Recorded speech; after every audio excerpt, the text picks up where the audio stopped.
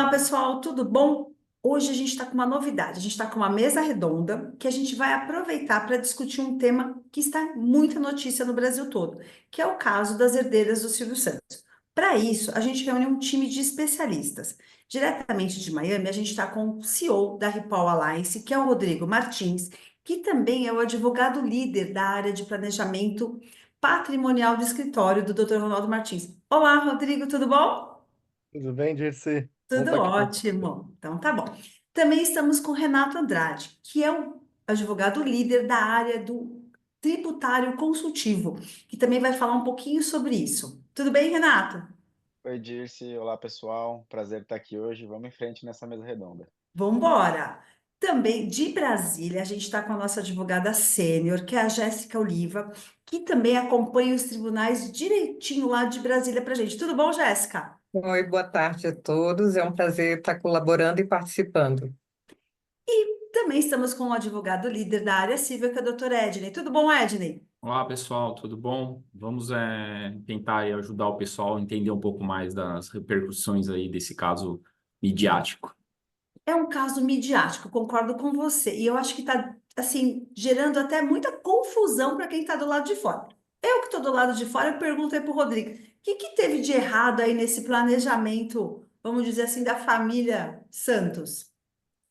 Bom, Dirce, vamos, acho que até para o pessoal que está nos assistindo entender essa dinâmica, né? A gente sempre convive com uma dificuldade que é apresentar os casos que nós atuamos, porque a gente não pode dar nome dos nossos clientes por conta da confidencialidade, de todo o Sim, sigilo, né? Então, por mais que a gente retrate um caso que a gente tenha tratado, é sempre fica aquele ar de hipótese, né? Ou seja, é um caso que não tem nome, então normalmente os clientes perdem o público perde aquela pessoalidade com o caso. Então o que a gente achou que era bastante interessante era pegar o caso do Silvio Santos, já que ele está amplamente sendo retratado pelas diversas mídias, né? E usar esse caso como um guia para que a gente possa destrinchar os diversos aspectos que estão relacionados com o próprio caso em si, do Silvio Santos. Então, o perfeito. nosso papel não vai ser definir ou redefinir o planejamento dele, ou como é que ele, ou criticar como é que deveria ou que não deveria ter sido feito. É muito mais usar essa oportunidade como um viés acadêmico. É trazer de forma leve, de forma simples e de forma bastante objetiva os nossos conhecimentos que a gente coloca em prática quando a gente está cuidando de um planejamento patrimonial, sucessório e tributário, que são normalmente as áreas que se coincidem juntamente com o societário, né, nessa elaboração dos planejamentos. Então, só queria dar esse um pouquinho do contexto para o nosso público poder se situar um pouquinho melhor, né? Até porque é um formato novo para nós também, mas que tem nos agradado bastante. E aí a gente pode entrar então no mérito do caso. E assim, Dirce, a impressão que nós tivemos é de que eu começo com uma colocação talvez um pouco ousada, né? Que é a Hum, seguinte: por mais rico que você seja, nem sempre o seu planejamento está 100% completo. Então, a gente tem que tomar um pouco de cuidado, porque você vê, nós estamos falando de um caso do Silvio Santos, que era uma pessoa, uma é um figura ícone. pública, um ícone, uma pessoa que é agora publicamente, já era sabido, mas ninguém tinha muita noção de valores, mas então agora a gente já está sabendo aí o volume de patrimônio que foi construído por ele, de forma extremamente excepcional, é um caso de sucesso absoluto no meio empresário, né? Sem dúvida. Mas a gente vê que mesmo é, com esse perfil, ainda assim, talvez tenham ficado coisas abertas ou pontos questionáveis que eventualmente poderiam ter sido tratados ou de uma forma, ou se não foram tratados, poderiam ter sido feitos. Então, eu acho que o nosso objetivo aqui é um pouco destrinchar esse caso. Então, a gente tem eu acho que alguns pontos macros que eu acho que a gente tem que abordar, que nós vamos abordar aqui durante esse bate-papo de hoje, e contamos com a sua colaboração para você, como uma pessoa não do mundo jurídico, que Não, você advogada. como advogada, você apresente as suas dúvidas como um leigo, ou seja, uma pessoa que de Sim. repente está no outro lado de uma mesa ou está numa situação de tomada de decisão, né, de faço, não faço, começo, não começo, por que caminho eu vou, então você colocar eventuais dúvidas que você tenha para agregar na nossa discussão também. Acho que uma das principais dúvidas é que, assim, por exemplo, as famílias, né, principalmente, vamos dizer assim, as grandes fortunas, elas acabam fazendo investimentos internacionais, né? Até por uma questão de blindagem de patrimônio, né? Eu não sei quais as estratégias, mas é o comum a gente ouvir isso, né? E aí eu pergunto, que cuidados que essas famílias têm que ter, por exemplo, de eu colocar um patrimônio lá fora, né? E depois como é que eu trago esse patrimônio, né? Porque pelo que eu entendi, posso estar enganada, e aí vocês me ajudam, mas parece que esse é um imposto que, teoricamente, como a pessoa a família está no Brasil, ela teria que pagar, né? Eu queria até que vocês entrassem um pouquinho nisso. Como que alocar, vamos dizer assim, dinheiro no exterior, eu posso garantir que a minha família vai usufruir. Então, olha, Dircê, na realidade, assim, existe um aspecto operacional que envolve todo o trâmite de fechamento de câmbio, com a correta classificação cambial. Isso depende de que tipo de estrutura e forma você vai querer manter o seu ativo aqui no exterior, porque você pode manter isso numa conta pessoa física, então você usa isso de uma forma para efeitos de classificação cambial, você pode constituir uma companhia que funcione como uma holding, que é muito parecido com o caso do próprio Silvio Santos, né?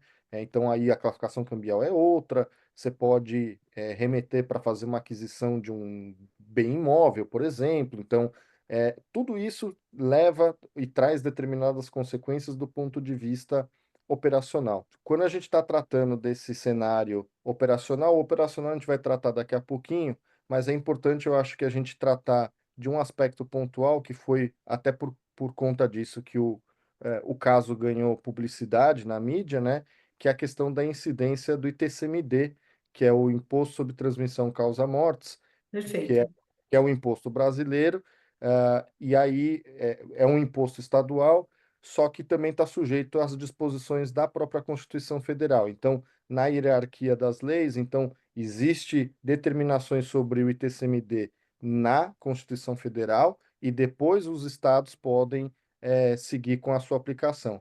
Como a discussão que nasceu, ela é, jurídica no sentido da existência de legislações que amparem os estados para essas cobranças, eu acho que vale a pena a gente escutar um pouco de algumas colocações que principalmente a Jéssica e o Edney têm acompanhado nesse aspecto da discussão do ITCMD, e aí depois que a gente concluir essa discussão do ITCMD, Boa. a gente dá sequência nos demais pontos. Legal. E aí, Jéssica, como que Brasília está vendo essa questão assim? Na verdade, o que que ocorre só em relação ao caso? O grupo, já que a gente está falando sobre a família Silvio Santos, o caso é que foi ajuizado, impetrado um mandado de segurança preventivo pela família. Antes, quando a pessoa falece, todos os bens, o ativo e o passivo, eles são processados para fins de partilha através de um processo de inventário. Esse Tá. inventário da família Silvio Santos corre em segredo de justiça diante da grande repercussão midiática. De forma preventiva, a família, já tendo uma noção do patrimônio, resolveu se antecipar e preventivamente impetrou esse mandado de segurança. O mandado de segurança, ele é um remédio constitucional quando a pessoa, né, a parte impetrante, acredita que tem um direito líquido e certo. Qual seria o direito líquido e certo dessa família Silvio Santos? O direito a não se submeter a uma tributação, como o Rodrigo colocou, de ITCMD, que é o Imposto de Transmissão Causa-Morte e Doação, de forma indevida. Por que indevidamente? Porque É, quando a pessoa, como você colocou, faz algum tipo de planejamento patrimonial, né? Exatamente por que as pessoas fazem um planejamento patrimonial? Para evitar uma menor tributação, para evitar brigas entre os herdeiros no futuro, ou até para organizar realmente o patrimônio, uma melhor gestão desses bens em vida.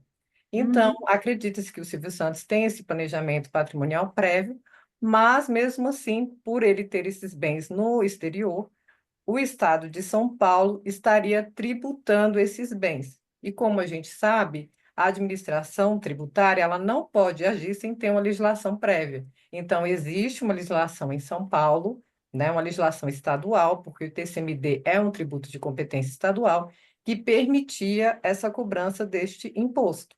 Esse foi o ponto. Mas essa cobrança desse imposto é porque a família quer trazer esse valor para o Brasil ou porque elas moram no Brasil, a esposa e as filhas? Na verdade, é porque a legislação do Estado de Pessoal. São Paulo permite que se cobre essa exação tributária, esse tributo sobre bens de autor da herança que tenha bens no exterior. A lei permite isso. E, além deste ponto, a lei de São Paulo permite que se tribute também sobre dívidas. Então, este mandado de segurança ajuizado pela família Silvio Santos teve dois motivos. O primeiro, evitar que se tribute, que incida esse TCMD sobre débitos, porque, de acordo com o princípio da SAISINE, assim que a pessoa morre, há uma aderência patrimonial. Você já passa a ser responsável por aquele patrimônio no momento do óbito. Só que, na verdade, os herdeiros só respondem até as forças da herança. Existe um artigo 1792 do Código Civil que diz que eu sou herdeira, eu só posso pagar por aquilo que efetivamente eu receber. E a legislação do Estado de São Paulo tem essa falha, na minha visão, não sei o que os colegas falam, acham sobre esse ponto, que se permitia tributar sobre esses débitos. Então, elas já pedem, num primeiro momento, para que se tribute excluindo essa dívida, só sobre o patrimônio líquido. E o segundo ponto é que não se tribute o patrimônio que está no exterior. Como o Rodrigo bem colocou, o ano passado, o Supremo Tribunal Federal, existe um mecanismo dentro do Supremo Tribunal Federal, que é a nossa Suprema Corte, além de ser uma corte de revisão, ela é uma corte de precedentes. Um precedente é uma norma jurídica criada no caso concreto que tem aplicabilidade para todo o ordenamento jurídico vigente, que é o sistema da repercussão geral. Essa repercussão geral tem um tema, o 825, e o ano passado se decidiu, numa linguagem bem simples, que não pode haver tributação relativa ao ITCMD sobre bens incidentes no exterior. O que isso significa na prática? Que todos os estados, os 27 estados que compõem a nossa federação, que tinham legislações permitindo essa tributação sobre bens no exterior, acabaram sendo reputadas inconstitucionais. Esse precedente do tema 825 impediu essa tributação do ITCMD. E é sobre esses dois argumentos que o MS da família Silvio Santos foi impetrado.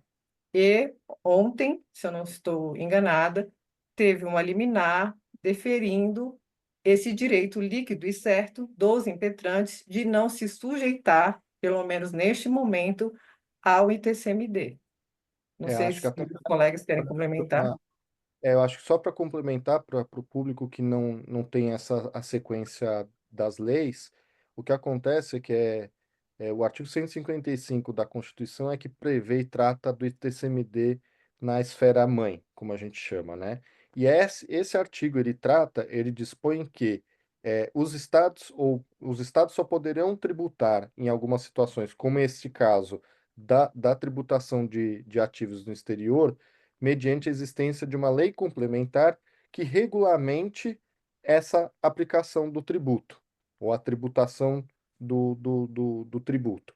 Então, o que acontece? Como essa lei complementar ela é inexistente, ela ainda não foi promulgada pelo Senado, então, por uma ausência do que a própria Constituição determina, quando o caso foi para o Supremo, como comentou a Jéssica, o Supremo validou o entendimento de que, de fato, sem a existência da lei complementar, não pode vir a lei estadual, que seria inferior, e se autorregular em relação a essa iniciativa da cobrança. Então, esse é o ponto-chave que roda em função dessa discussão do ITCMD lá da família Bravanel. Então, é um pouco só de detalhes, né? E por isso que talvez o nosso entendimento, eu vou também já passar a palavra para o Edney complementar um pouquinho do ponto de vista civil, é que de fato é uma discussão que tem fundamento e se fosse um cliente nosso,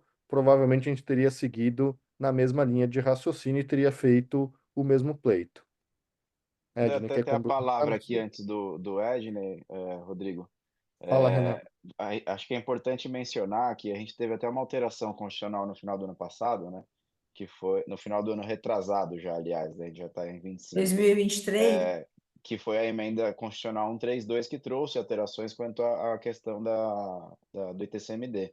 E ela até trouxe uma regra transitória, enquanto a gente discute essa lei complementar, que inclusive está no Congresso, que provavelmente virá através do PLP 108, que sim, né, os estados poderiam cobrar até sem essa lei complementar e traçou uma regra transitória, né? Só que o que tem se discutido também, inclusive é objeto do MS impetrado, é que tudo bem, ainda que a Constituição traga essa regra transitória, isso precisa ser incorporado para dentro das legislações estaduais, né? A Constituição por si só ela não institui tributo, né? E ela traz ali princípios, traz regras constitucionais que precisam ser incorporadas em cada ente competente para tributar. Isso não aconteceu, tá? Então, basicamente, o Estado de São Paulo está se valendo de uma legislação e de um artigo que foi declarado inconstitucional, né? E aí é que se encontra propriamente esse vício que tem sido combatido. E se eu puder completar um outro ponto mais relacionado à sua pergunta, essa tributação não está inerente ou vinculada ao retorno do patrimônio, ao retorno do capital, tá? Essa Entendi. tributação independe disso, é uma tributação totalmente vinculada ao fato da sucessão do senhor Abravanel, né? Então, Entendi. em razão da sucessão, ainda que os herdeiros mantenham todos os recursos no exterior, tá? Que é uma opção que cabe a eles, existirá, né, ou possivelmente existirá essa cobrança do Estado de São Paulo que está sendo questionada. Outros tributos podem vir a incidir lá futuramente, por outras situações, por ganhos de capitais, por movimentações futuras, tá? Mas essa tributação que está em discussão aí na mídia está diretamente relacionada à sucessão e pouco importa se os recursos forem repatriados ou não Ou para o não. Brasil, tá? Ou seja, se o dinheiro fica lá, eu continuo tendo que pagar o tributo da mesma forma. Esse tributo que está sendo discutido agora, que é o ITCMD, na visão do fisco, né, na visão do Estado de São Paulo, sim, você terá que pagar, independente de trazer esses recursos para cá ou não, tá? Agora, mas é porque a família deles, vamos dizer assim, a família mora em São Paulo, é por isso, Renato? A sucessão se dá aqui porque ele mora aqui, né? Tá. Então ele morava aqui, aliás, né? É. Então aqui tá ocorrendo a sucessão. O Edney pode até falar mais dessas regras de sucessão e o local onde se processa o inventário, mas basicamente é isso, tá? Então por isso que está tudo ocorrendo aqui em São Paulo, que é onde estão os herdeiros e ele também tinha Entendi. residência. Ah, Quiser que completar legal. aí, Edney? Acho que é importante essa deixa, né, que você me deixou, referente ao aspecto civil. Quando a gente fala de sucessão, normas, né, de competência da sucessão, a gente tem que analisar o conjunto de normas brasileiras sob a ótica tanto do Código de Processo Civil quanto da Lei de Introdução às Normas do Direito Brasileiro, né? Então, o que diz o artigo 23 do CPC, salvo a falha da memória, o inciso 2º, ele prevê a competência brasileira para processar inventários de bens situados no Brasil, ainda que o falecido tenha domicílio no exterior, né? Isso por quê? Para garantir a soberania nacional sobre os bens que estão aqui no Brasil. Por sua vez, quando a gente pensa na lei de introdução a normas de direito brasileiro, né, na análise conjunta, ela também elege como regra de elemento de conexão o domicílio do autor da herança para determinar qual que seria, né, a legislação vigente sobre a regra sucessória, né?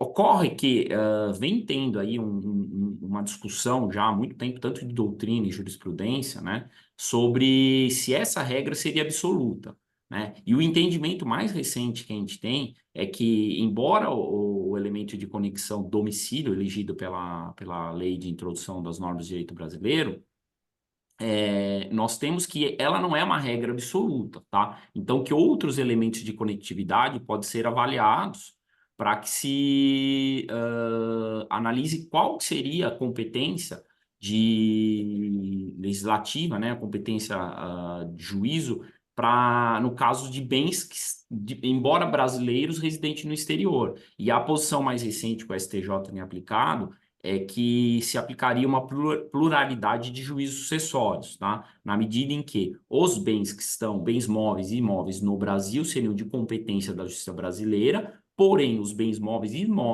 imóveis, né, que estão localizados no exterior, seriam de competência e jurisdição do domicílio, né? Desculpa, do domicílio não, do local do bem, ainda que o domicílio do autor da herança seja no Brasil, né? E isso é um fato relevante do ponto de vista aqui civil, Né?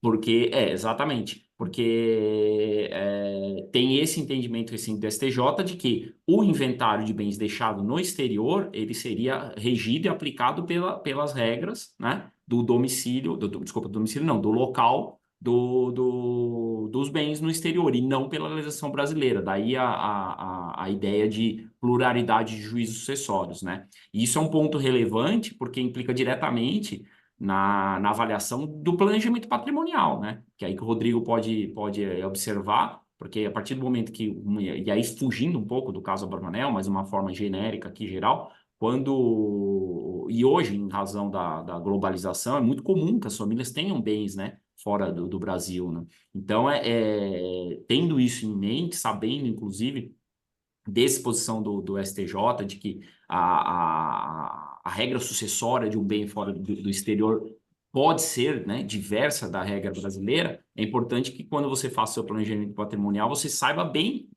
qual é a estrutura organizacional que você mantém esse bem no exterior para que possa dirimir e evitar qualquer problema, tanto controvérsia sobre questões de partes sucessórias, de adiantamento ilegítima, ou quem seria o responsável, porque você fica sujeito à aplicação de regra de um país estrangeiro. Então, é um ponto de bastante atenção, já, embora fugindo um pouco do caso Abravanel aqui, mas que o Rodrigo pode também desenvolver, né? Quem tem aí um patrimônio exterior, ele tem que ter um planejamento adequado para que não tenha aí uma surpresa no caso sucessório, tá? Eu fiquei aqui pensando, então, por exemplo, numa família, se eu tenho uma parte que já mora no exterior, a outra no Brasil, né? Então, como ficaria essa, vamos dizer assim, essa situação, né? Bastante, é bem sério isso, né? As pessoas têm que estar um pouco atenta, né? A hora que vai compor esse patrimônio, né? Porque uma parte pode querer continuar morando lá e a outra está em outro país, né? Como que fica isso, né? Então, Dirce, eu acho que essa sua colocação ela é muito interessante e importante, né?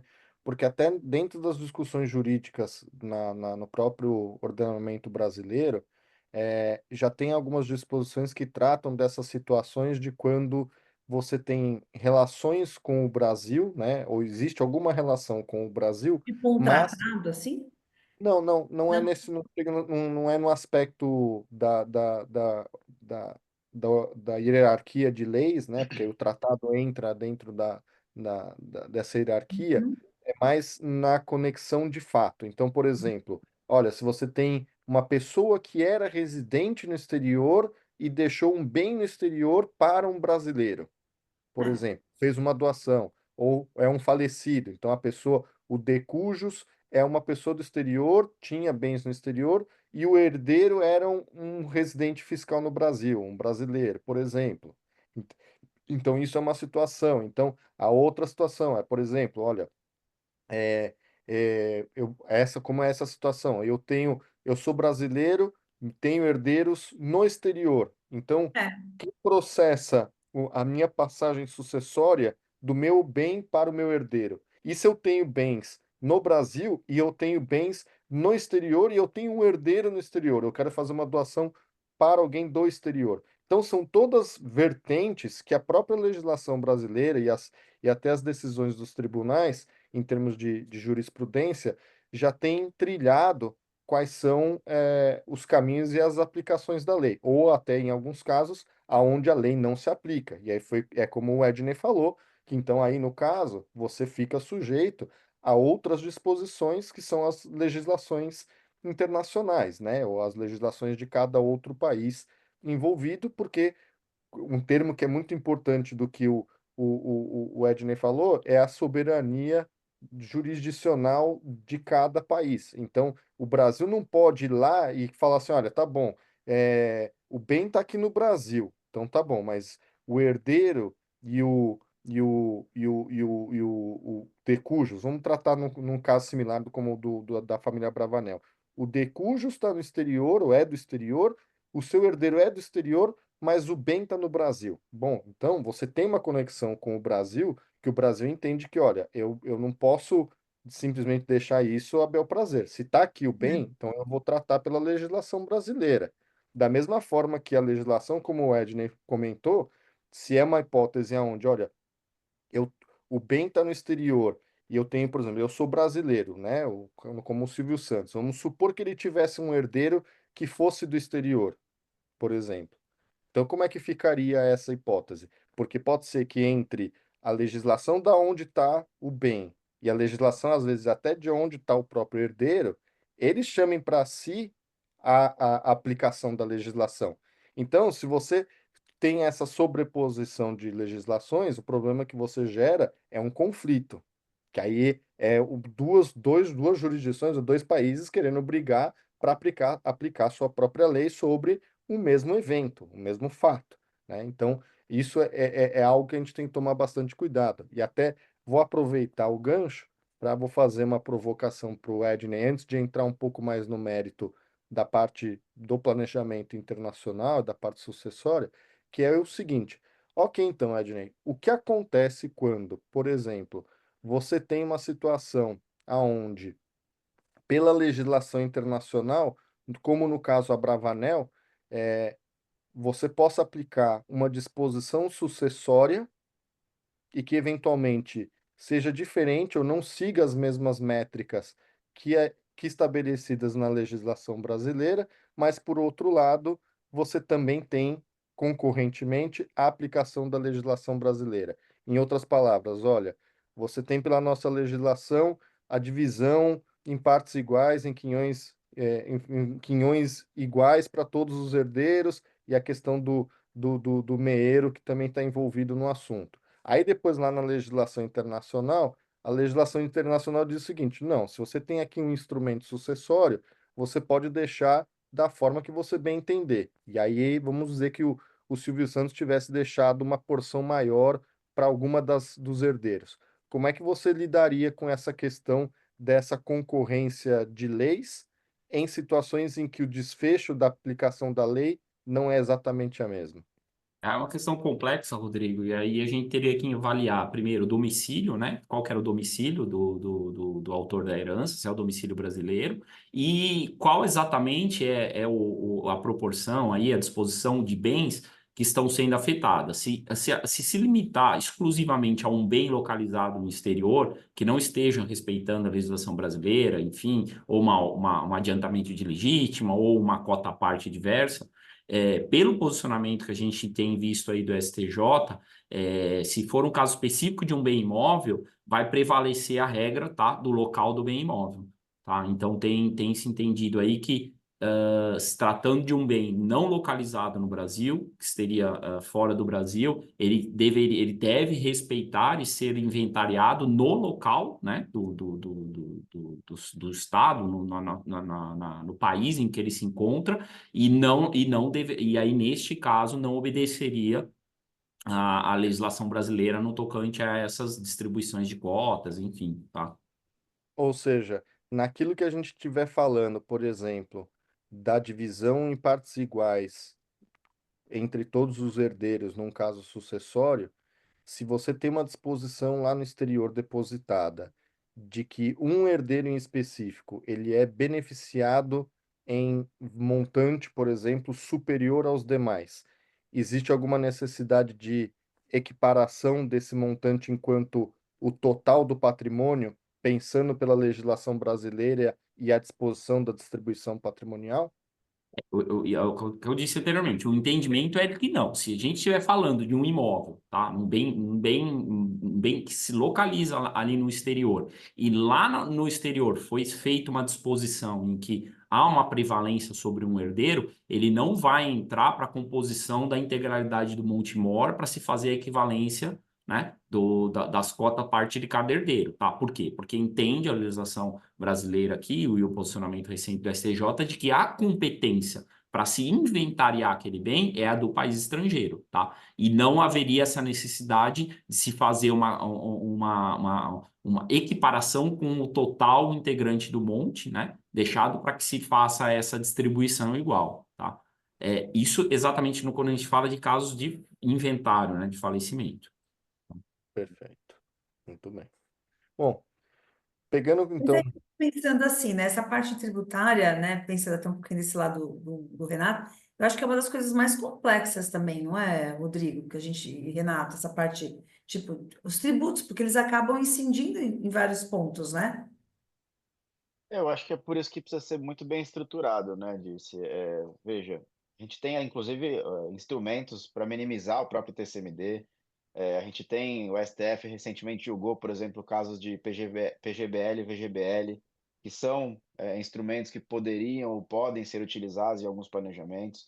Então, toda essa estruturação precisa ser pensada e é muito caso a caso, né? Eventualmente poderia funcionar uma estrutura dessa para alguém, mas poderia não funcionar para o senhor Abravanel, né? Então, a gente não tá, de novo, sem entrar no mérito aqui do que foi feito, se está certo, se está errado, mas planejamento patrimonial é algo estruturado pensando na peculiaridade de cada um, quem são seus herdeiros, as necessidades dos seus herdeiros, como você quer alocar seu patrimônio, se você quer alocar aqui, se você quer alocar lá fora, o nível de disponibilidade que você pretende ter sobre o seu patrimônio ou não, né? Então, tudo isso deve ser pensado. Essa questão tributária, que até o Edil mencionou do inventário, também é outro ponto que precisa ser levado em consideração, porque pode potencialmente trazer impactos de tributação estrangeira, né? Então, além de a gente olhar muitas vezes para a tributação local, né, toda essa estruturação precisa levar em conta que, se possivelmente o inventário se processar no exterior,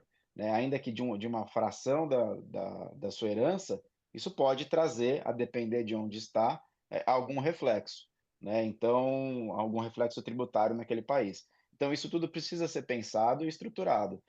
O que as pessoas precisam ter em mente aqui, até já colocando um ponto que a gente sempre fala, mas a gente vê essas notícias super sensacionalistas, é que todo esse planejamento, toda essa estruturação, o uso de estruturas no exterior, inclusive em paraísos fiscais, não tem nenhuma ilegalidade, né? Isso é totalmente legal, isso tem previsão, inclusive em legislação brasileira, né? Então, o tema que já era, de certa forma, regulamentado, mas com algumas lacunas, foi extremamente regulamentado, né, no ano passado, com a Lei 14.754, que tratou das hipóteses, forma de declaração, de distribuição. Então, fica muito essa. Nossa, Silvio Santos tinha patrimônio, né, em paraísos fiscais, e agora não quer pagar tributo aqui no Brasil, né? Fica parecendo algo de injustiça.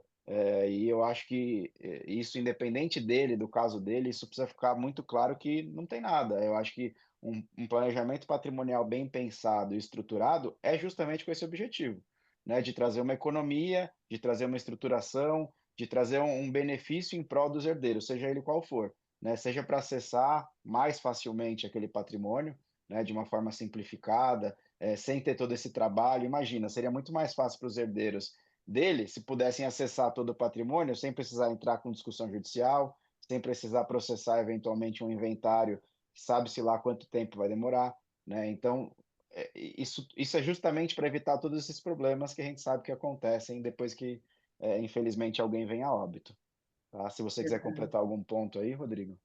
Eu acho que é exatamente isso. Eu acho que o pensamento está perfeitamente abordado e só tem, acho que na linha do que a Dirce tinha questionado anteriormente, né, sobre a questão de tratados, aí sim existem entre países que possuem com o Brasil tratados para evitar a bitributação, aonde, dependendo da natureza do imposto e etc., alguns impostos são tratados para justamente se evitar de que, em havendo a incidência sobre a mesma base, que você pague o mesmo tributo duas vezes em cada um dos países. Então, aí sim, a gente tem a gente leva em consideração algumas premissas relacionadas à existência ou não de tratados para evitar a bitributação. Mas é lógico que naquilo que são os padrões mais comuns dentro do planejamento, então, fatalmente a gente acaba caindo nesse universo de paraísos fiscais,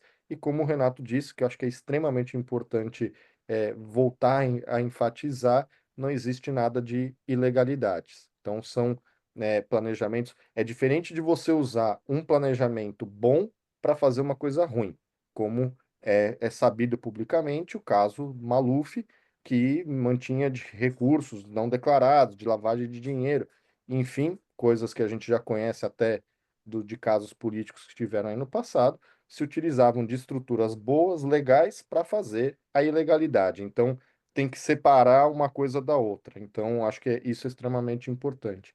E aí, já pegando esse gancho, Dirce, no caso do Silvio Santos,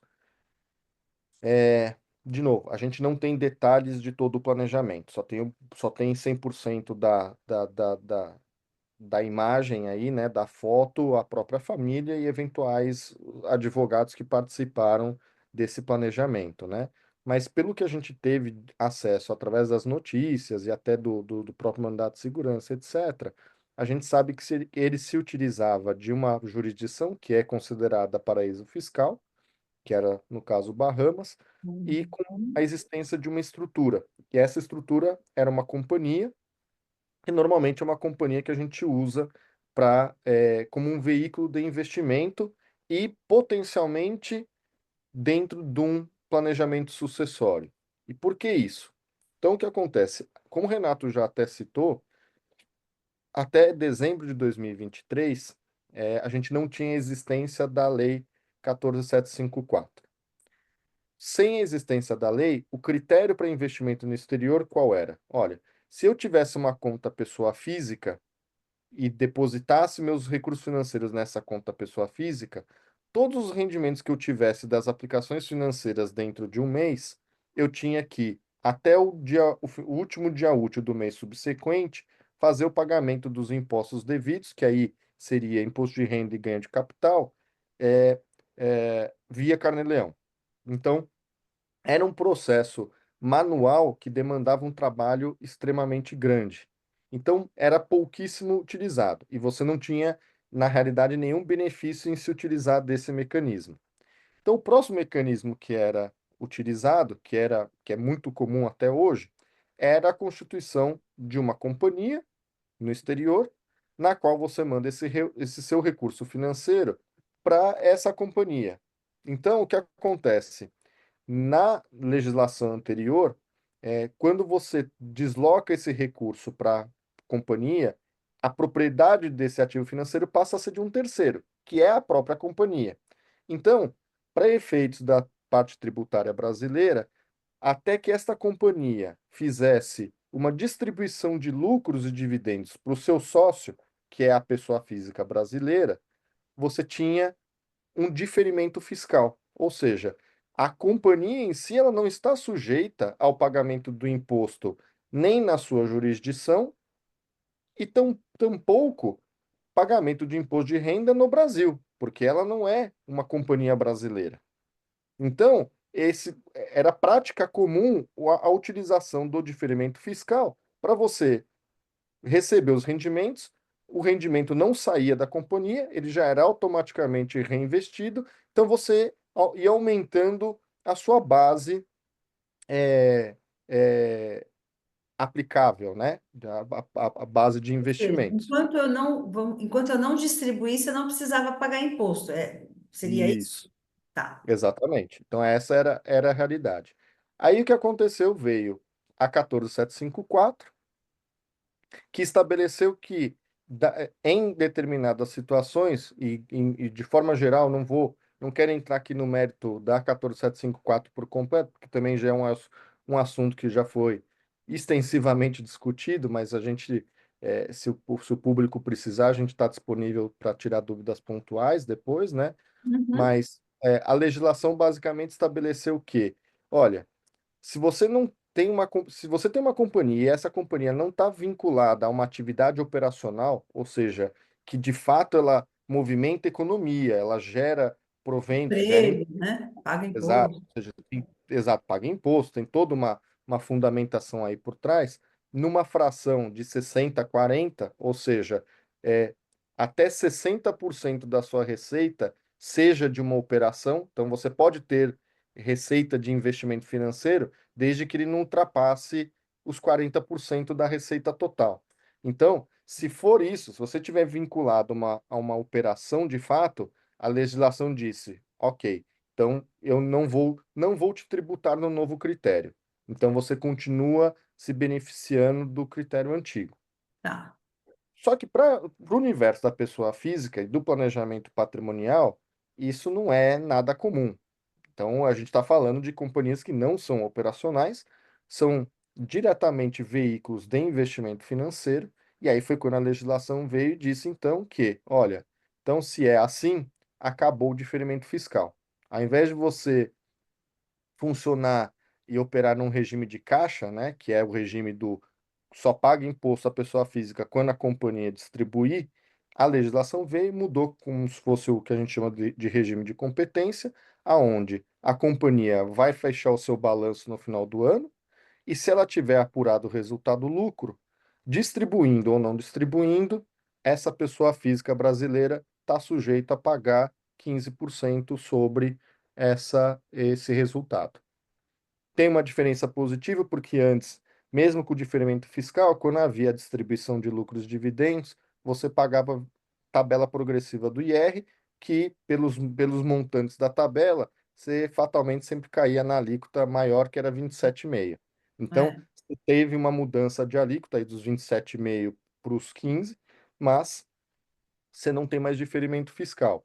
Foi uma política, uma decisão, ao nosso ver, acertada, porque colocou o Brasil alinhado com as práticas atuais dos países desenvolvidos e da OCDE. Então, como existe uma grande pressão internacional por conta de lavagem de dinheiro, de sonegação fiscal, então foi um passo positivo nesse sentido para o Brasil, mas teve essa mudança de regra. Então, o que acontece? O uso dessas companhias ela é extremamente comum. Só que o que acontece é que se você tem a pessoa física estando como sócio direto nessa pessoa física, nessa pessoa jurídica, desculpa, se você não der um tratamento sucessório, você provavelmente vai ter, talvez não, eu não chamaria de problemas, mas você vai ter atrasos e custos extras na hora que você tiver um evento sucessório. Porque, de Então, repente, a pessoa só deixou o nome lá, né, nessa companhia. Ela pode ser uma empresa de uma pessoa só. como acontece grande parte das vezes. Então, quando você faz esse tipo de operação, de novo, aí a gente tem que resgatar aqui o que o Edney, a Jéssica e o Renato, de certa forma, já comentaram, que, olha, essa é uma situação onde esta companhia está constituída num outro país, sujeita à aplicação das regras legais daquele país, inclusive sobre os aspectos sucessórios. Então, se Tá. você simplesmente montou a companhia, tá lá constando como sócio e não fez mais nada, num evento sucessório, provavelmente esse outro país vai lá e vai falar assim: tá bom, você deixou um testamento? Não.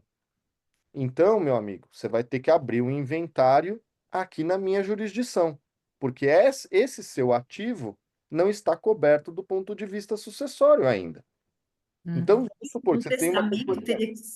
teria que ter, por exemplo, um lá e um aqui no Brasil? Exatamente. Ou minimamente um lá.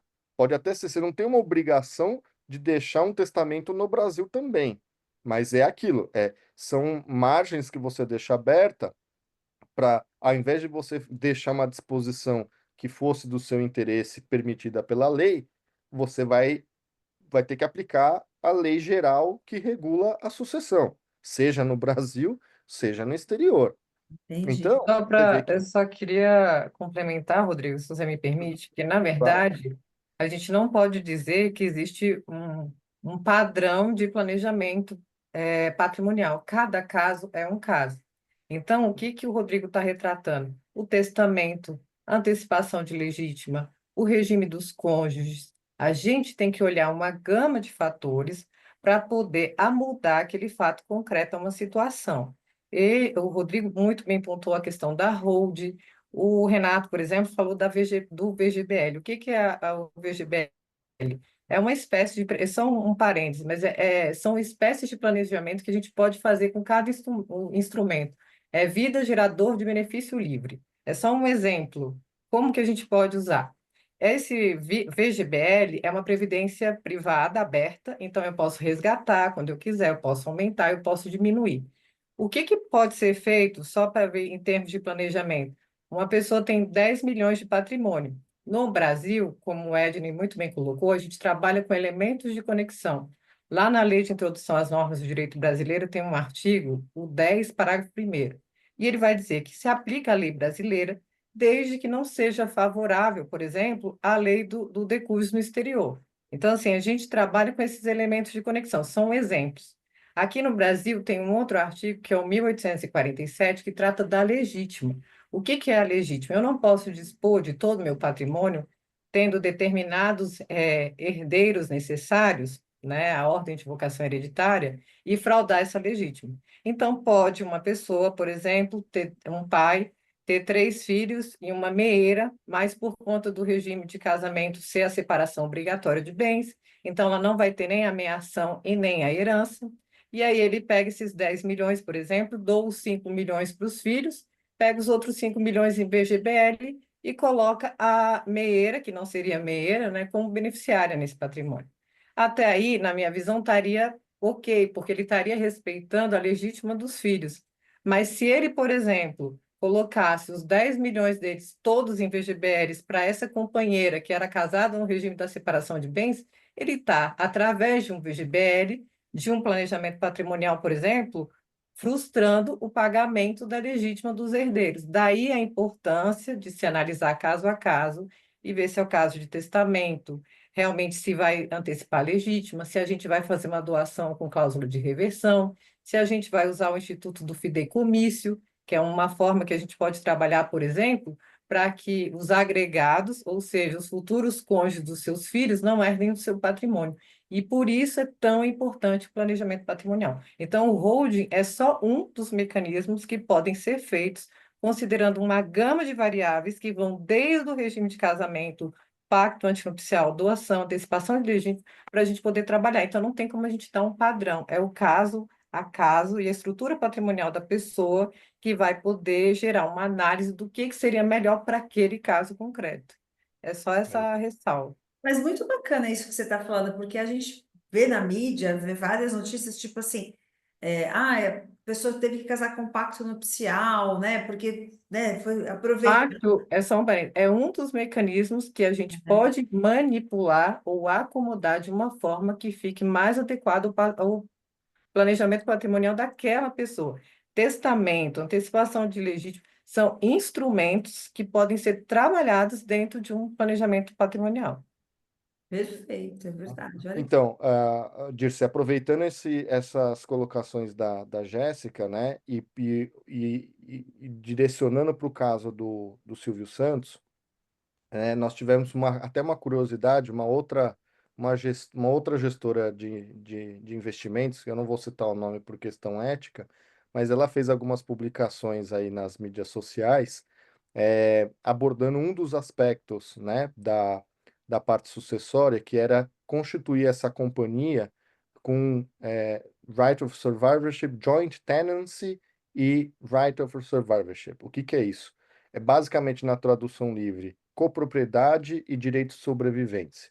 O que que isso significa? É como se fosse uma vinculação já sucessória de uma outra pessoa dentro de uma companhia. Então, o que acontece?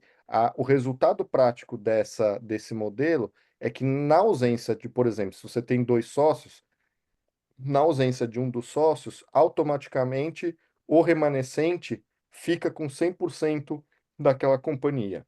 Então, por exemplo, o Silvio Santos poderia, e não estou dizendo que fez ou não fez, de novo, a gente não tem todos os detalhes, poderia ter constituído essa companhia desta forma, com todos os herdeiros dele, com copropriedade e direito de sobrevivência.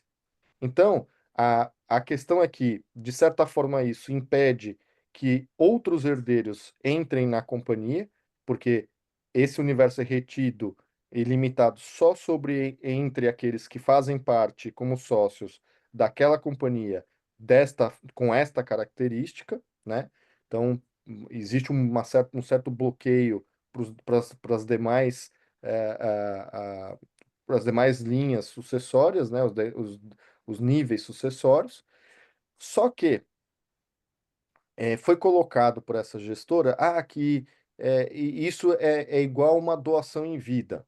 E então, se foi feita uma companhia desse gênero, se utilizando desse mecanismo, o ITBI, desculpa, ITCMD era devido.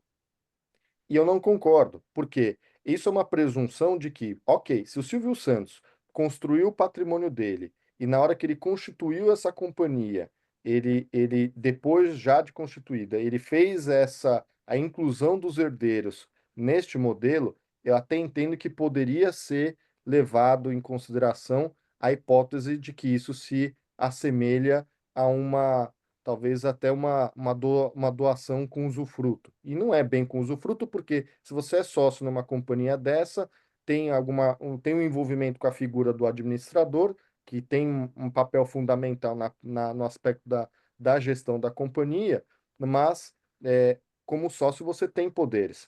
Não digo que se você tenha poderes totais, porque aí tem coisa que depende da maioria e etc., como todo aspecto societário, mas poderia se dizer que se assemelharia a uma doação. Só que se essa companhia ela é constituída desde o D0, com todos os membros da família nesta característica, talvez você não possa dizer que isso seja uma doação, porque é a mesma situação em que, por exemplo, você é sócio de uma companhia operacional que seja e um sócio, por alguma questão específica, faz contribuições maiores para essa companhia, em termos do capital aportado e coisas do gênero. Então, você vai discutir ali a questão de diluição de sócios, mas você não pode tratar porque um contribuiu mais do que o outro, até que haja de fato um evento sucessório, que aquilo se trata de uma antecipação de legítima, ou uma doação, ou coisa que o vale. Então, meu entendimento é de que ok, você pode até ter uma proximidade com o dispositivo da doação brasileira, mas ainda acho que não é o caso, porque a legislação internacional não prevê dessa forma. E a gente está tratando exclusivamente da participação societária da companhia. Por outro lado, que também foi aventada essa hipótese, que é aonde eu teria sido mais favorável, seria que essa companhia estivesse vinculada a um trust, onde o trust basicamente é um contrato privado, aonde um terceiro fica embutido com a responsabilidade de dar a execução ou a executabilidade das deliberações sucessórias depositada por aquele que foi o executor desse contrato, né, que é o settlor, né, de forma automática na sucessão. Então, é um contrato particular que ele é revestido de um caráter de testamento muito grande.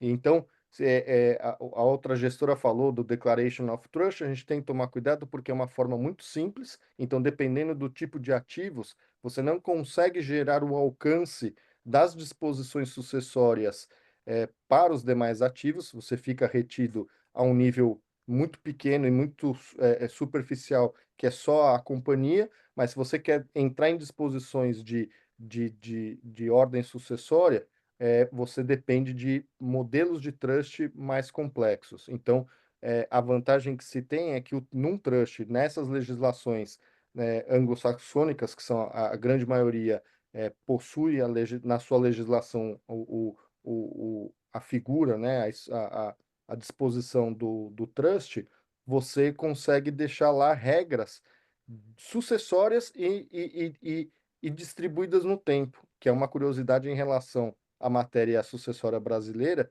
que não tem essa disposição. Então, por exemplo, se eu sou o Silvio Santos e eu tenho um trust, eu posso simplesmente ir lá e dizer, olha, o dinheiro está nessa companhia, essa companhia está sendo controlada por esse trust, só que eu quero, no meu falecimento, que só 50% do recurso financeiro seja distribuído para os meus herdeiros. Os outros 50 eu quero que se mantenha investido para financiar, por exemplo, os meus netos, os meus bisnetos, quando forem para a faculdade. Então, eu quero que o trustee ele pague os custos educacionais do meu bisneto. Ou eu quero, por exemplo, que fique como um colchão financeiro para se os meus herdeiros resolvam começar novos negócios. Então, feita uma análise de plano de negócio, se for viável e validado pelo board do meu trust, o trustee, então, ele vai liberar a parte desse dinheiro para financiar o funding desse negócio. Então, é tão flexível que você chega até esse ponto, que são características que não existem no Brasil. Então, você vê que algumas discussões do que está acontecendo no caso do Silvio Santos levam a crer, para quem milita no meio aqui do planejamento patrimonial, tributário e sucessório, talvez não tenha sido completo. Talvez o que foi feito poderia ter sido feito num nível acima, ou seja, não é dizer que foi bom ou que foi ruim, mas era ter chego num outro nível que eventualmente poderia até facilitar essa discussão da incidência do ITBI, desculpa, do ITCMD. Hoje o ITBI está pegando no meu pé, mas a incidência do ITCMD e ter acelerado o processo de transferência patrimonial daquilo que era a estrutura internacional do Silvio Santos para o restante da família Bravanel. Então, é nesse escopo que a gente fala, né? A, a, a, a comunicação entre a área civil do Edney, a área tributária do Renato e da Jéssica, acompanhando as decisões, as jurisprudências dos tribunais superiores lá em Brasília, a parte sucessória que a gente também inclui nessa análise, e todo esse contexto da parte da comunicação da legislação internacional com a legislação brasileira, compõe de fato todo o escopo que a gente acaba tratando no desenvolvimento dos planejamentos patrimoniais dos nossos clientes. E a gente costuma dizer, não existe prato feito, não existe solução pronta, existem ferramentas. Como a gente vai moldar o planejamento do cliente, como a Jéssica bem retratou, depende de todos os fatos e variáveis concretas de cada caso. E eu deixo só para concluir aqui o raciocínio, e deixo para a mesa fazer as suas conclusões, a importância do conselho familiar, que é algo que eu ainda acho que é pouco explorado no Brasil, e é um processo, assim como um processo de governança corporativa numa empresa, esse conselho familiar ou a governança familiar, ela é importante para que as gerações que estão ali formando o patrimônio incluam as próximas gerações, não só na comunicação, no aprendizado daquilo que está sendo feito do ponto de vista do planejamento, mas até propriamente dito da gestão desse patrimônio para que no momento sucessório, ou às vezes até numa situação imprevista, a família esteja de fato preparada não só para lidar com o próprio planejamento, sem tomar nenhum susto, sem tomar nenhuma. Ou ficar com alguma dúvida por ter que lidar com um desconhecido, mas justamente também na gestão. É de dizer, bom, agora que passou o patrimônio não corre o risco de ser perdido, porque o restante da família está despreparado do ponto Sim. de vista da gestão financeira. Então, essa construção da governança familiar é de extrema importância e eu acho que hoje ainda o público brasileiro é extremamente carente desse aspecto do desenvolvimento desses mecanismos. Direito, tem alguma consideração aí para a gente ficar de Eu, alerta? eu acho que concluindo, como muito bem posto por Rodrigo, e pela Jéssica, o planejamento patrimonial ele tem que ser algo, ele tem que ser individualizado, né? E ele é uma disciplina multidisciplinar, né? Obviamente, que envolve várias áreas do direito, além de outros fatores, e ele é indispensável que seja feito sob medida, né? Não tem ali o prato pronto. E esse, eu acho que seria essa a consideração final mesmo. Bacana. Jéssica, e aí, que alerta que você deixa, que dica que você deixa aí para a gente pensar para os próximos? Porque eu vi que esse tema é bem complexo. Na verdade, o principal é entender o porquê é importante fazer planejamento patrimonial. A gente tem que entender que, na verdade, o certo é que a gente faça para evitar brigas, não só a questão da tributação, evitar organizar seu patrimônio. É muito frustrante uma pessoa falecer e depois você ter que gastar ter muita onerosidade de ir atrás de patrimônio, rastreando bens em cartórios, tentando localizar os ativos. Então, primeiro para facilitar, geralmente as pessoas morrem, a gente gasta muito dinheiro correndo atrás de cartórios de registro de imóveis, fazendo busca de bens, pedindo bacenjude. Então, a questão de organização, seja com testamento ou com outras formas de planejamento, evitar a briga entre os herdeiros, evitar a tributação e ser uma pessoa organizada para além da vida, né? E tentar usufruir disso o mais rápido possível. Realmente não tem uma fórmula pronta, são vários fatores que a gente tem que levar em consideração. Só voltando em relação ao VGBL, não se inventaria, por quê? Porque a legislação entende que é um seguro de vida. E aí o 794 do Código Civil entende que, como é uma estipulação em favor de terceiro, não se trata de herança e por isso não se tributa. Era só para fechar a questão do VGBL. E recorra a um profissional, a gente está pronto em relação a isso para analisar a sua situação, analisar seu patrimônio e tentar te apresentar sugestões após um estudo, se seu caso vai ser adequado ou não. O do Silvio Santos, em que pese ele ter feito um planejamento tributário, os fatos estão falando por si que não foi adequadamente feito, na minha visão. Haja vista aí o depósito no mandado de segurança de aproximadamente mais de 14 milhões. Então, eram essas as minhas considerações. Renato, Oi, eu acho que eu não tenho muito mais para falar, né? Eu acho que todos falaram bastante. Então, eu acho que esse ponto da Jéssica é crucial, né? Vamos evitar a onerosidade lá no final, tanto financeira como familiar, né? Eu acho que essa onerosidade emocional, conflito familiar, que muitas vezes se gera lá no final, né? Ah, o fulano quer acessar o recurso, o outro quer vender o imóvel, o outro não quer, e isso acaba complicando. Então, nada como planejar antes, é isso, a gente tá pronto, esse é o nosso dia a dia, a gente tem esse time aqui, a gente tem, né, outras pessoas na equipe aí que estão sempre contribuindo para que o planejamento seja adequado, modelado e que atenda às necessidades do cliente, né? Eu acho que esse é o importante. Às vezes, pois é muito complexo, é muito caro. Não, às vezes para o seu caso não, né? Então, é isso que a gente tem que ter em mente. Muitas vezes aquele cliente não precisa do planejamento mais sofisticado do mundo, com 1 milhão de estruturas aqui e ali, né? Muitas vezes o cenário dele é mais simples, é mais fácil de administrar. Então, né, venha conversar com a gente, venha tomar um café no escritório e eu certamente a gente acho vai que poder isso, contribuir. acho que isso que você falou é verdade também, né, Renato? Porque às vezes a pessoa fala assim, poxa, eu não tenho uma fortuna igual a família do Silvio Exato, Santos, né? Mas às vezes assim, eu sou um executivo, estou morando fora, como que eu trago, né? Acho que são discussões que a gente pode fazer, né? E não importa o tamanho, na verdade, é pensar o futuro. Às vezes eu estou com uma startup, que é uma ideia bacana, está acontecendo, mas como que eu já vou planejar para lá para frente? Eu acho que pega isso também, né, Rodrigo?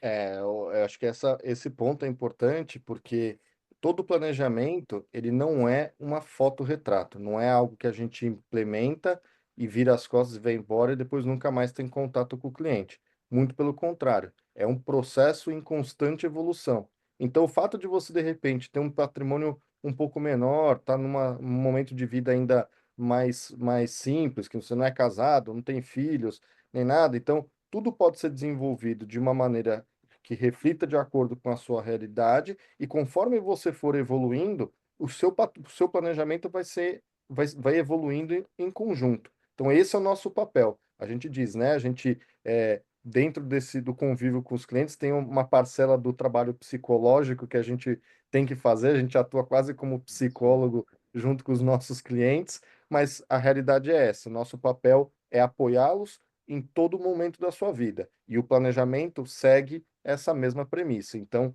não é algo aquilo que foi feito hoje vai funcionar perfeitamente amanhã quando os critérios, os aspectos mudarem. Então, o planejamento acaba evoluindo junto. Mas é aquilo que a gente fala: não fazer nada é uma alternativa, só não é a melhor. Então, tenham cuidado. Gente, quero agradecer. Eu sei que estava todo mundo na correria. A gente propôs essa mesa redonda, esse bate-papo, né? Muito obrigada. E acompanhe que a gente vai fazer mais discussões sobre esse assunto e sobre outros. Obrigada, gente.